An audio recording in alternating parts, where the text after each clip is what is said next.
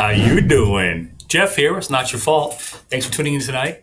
Got a couple of new information to pass on to my friends and my family. But don't forget, like, subscribe, comment, the whole thing. Why? Why, Jeff? Why do we have to like and subscribe? Well, the reason why is because when you subscribe, what happens is the algorithm on YouTube, boring, I know, it pushes up the content to the top. Right now, with my subscriptions being so low, it's not getting out there. It's important because the more this information gets out to the public, the more people might be helped by it. It's not about anything but that, people. So when you go spend $6, $7 for a latte at this Starbucks, or $8 for a Big Mac, I think they're like 12 now. I think it's crazy. What happens is when you subscribe, the more people that subscribe, the content gets pushed up to the top. More people are helped. So for nothing, it costs you nothing to get a subscription to this channel. Just press subscribe, and then there you go. You're helping people. You're helping people by doing something as simple as pressing a little arrow. So, I mean, how difficult is that? In the long run, you'll be actually pushing this content to other people that might be able to be benefit from. So that's all we're talking about. That's all we're looking forward to is just maybe helping some other people in the long run. So tonight we're going to talk about. You probably saw my channel indication.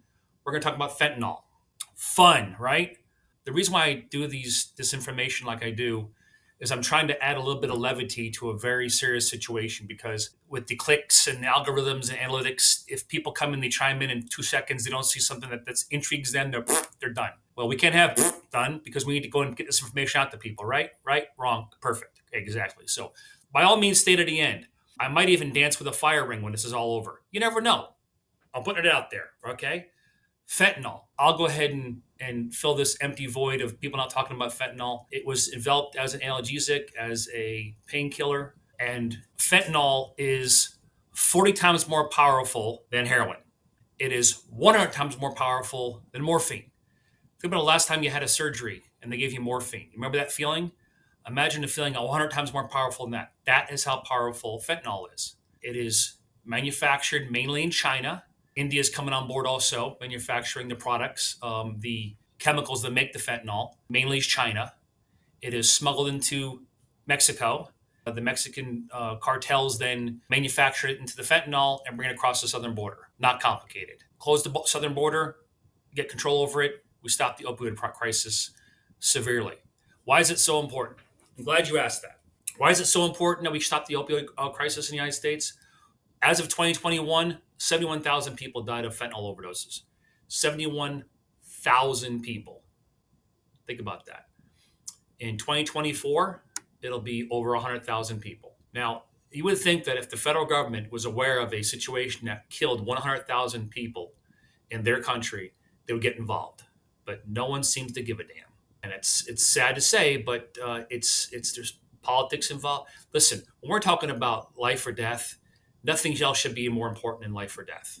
Okay, so be that as it may, I don't know what else to do except make people more aware of it. There's a crisis in this country; it's getting out of control, and this fentanyl is so toxic and so deadly, and it is in everything now. You may think, well, I don't do heroin or meth or I don't shoot intravenous drugs, so I'm safe. Wrong.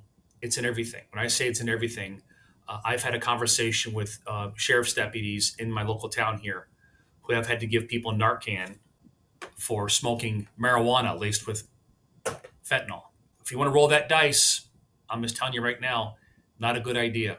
Any business model, initially what they try and do is make their product better than anything else out there so that you have a desire and a drive to get that product. And that's what we're seeing with the fentanyl. We're seeing it being laced into heroin, the meth, other opioids. They're mixing it with these other drugs to give it their drug, the most powerful high. Okay, this and then makes their drug more desirable. Business model, right? What's the problem with that? The problem with that is that these people aren't chemists, and they may put a little bit too much or just enough to kill you. How much is too much? Well, let me show you. This is a penny. Okay, this is a penny. Now, pull a penny out of your pocket or your desk drawer or your belly button. I don't care. And look at the penny. Now, look at Lincoln's beard. Okay. You look at Lincoln's beard. That is as much fentanyl that covered his beard. That's how much fentanyl would take to kill a human being, an average size adult. Okay, that's what we're talking about. That's why it's so serious. All right, I even bring you guys props, man. I spared no expense. Forget those other channels. I'm. This is why it's so serious. We're not talking about a drug that you have to take, you know, shots of or extra pills or handfuls of pills or drink a bottle. It's not about that, man. This stuff is so dangerous that enough fentanyl to fill a shot glass could kill 100,000 people. What are we doing, people? What are we doing in this country? Why are we getting involved? Well, Jeff, it won't affect me. It only affects people out in the streets. Really? Okay. Well, let me give you a list of some people that have recently met their demise because of this wonderful new drug we have called fentanyl. Notable deaths: American professional wrestler Anthony Durante, also known as Pitbull, died from a fentanyl overdose. Wilco guitarist Jay Bennett died from an accidental overdose of fentanyl in 2009. Slipknot bassist Paul Gray died from overdose in 2010. 2016, near and dear to my heart, my favorite musician of all time, Prince, died of a fentanyl overdose. Michelle McNamara, American author, died of accidental overdose of fentanyl 2016. Canadian video game composer Saki Kaskakis, I'm sorry if I butchered that, died of an overdose.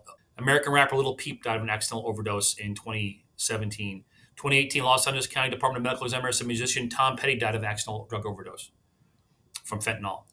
American rapper Mac Miller died of a fentanyl overdose. Tech entrepreneur Colin Crowell. Okay, so again, this guy's a millionaire. Died of an overdose of fentanyl. Tyler Skaggs, American baseball player, overdose.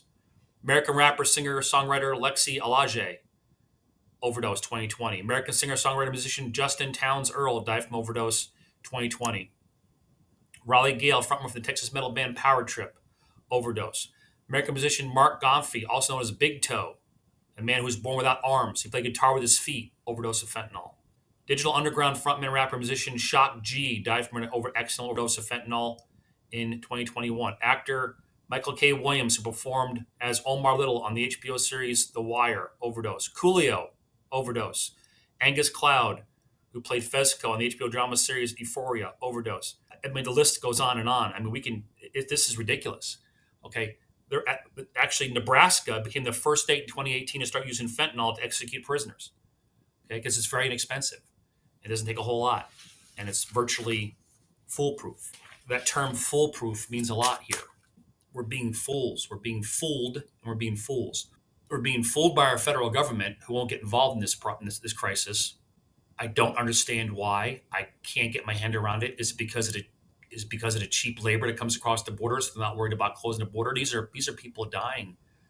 People are dying. 100,000 people. 100,000 people will die this year from fentanyl overdoses. What are we doing? We closed the country down for 2 years for a threat of a epidemic or a pandemic that was supposed to kill millions of people and didn't. This is killing people, and no one seems to care. So I figured this looks like a job for me, and here I am, and I'm doing it, and I'm trying to get the word out there because it seems so empty without me. Again, Van, that's for you. So T-shirts, the hair. I'm just trying to get your attention, people.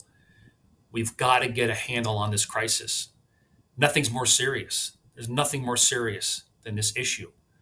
Our youth, our future is being killed off by this silent killer, and we've got to get on top of it. We have to.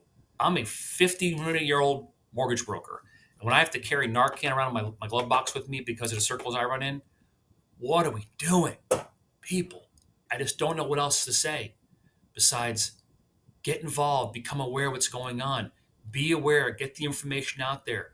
If you dabble in drugs, don't be so cocky to think that whatever you're smoking or whatever you're inhaling or whatever you're taking is safe. It's not. It's not. You want to risk your life on it? I just don't think that's a necessary evil right now. Go ahead and answer me if you want to. So please, people, all I'm asking you is to get involved, be aware. This fentanyl has taken over this country. We made so much effort with the crack epidemic, and before that, the cocaine back in the 80s, back in my day. You've got to be aware of the fact that this stuff is everywhere. There's a reason why police officers would start wearing rubber gloves. It wasn't because people are dirty. It's because this stuff was everywhere. Now, fortunately, it's the touching of the fentanyl is not as quite as dangerous as people first thought. But if it's stirred up and you inhale it, good night, Irene, wherever Irene is. Thank you for listening. Please, by all means, become aware of this situation in this country.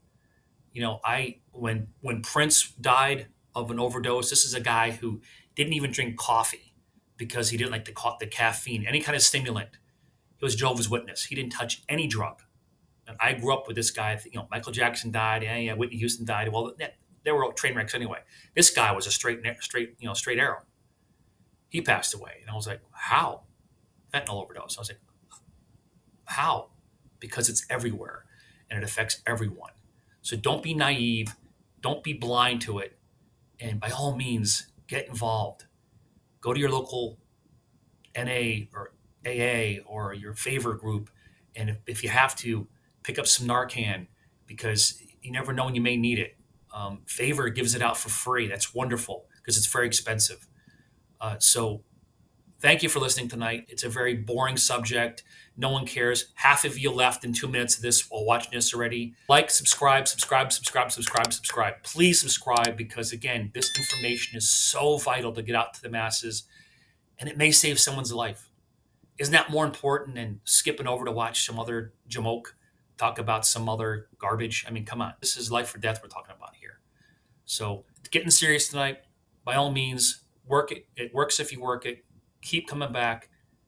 Tell a friend about this channel. Like, subscribe, the whole thing. Say a prayer for the prayerless. And by all means, have a good evening. And be aware, be cautious, and be safe.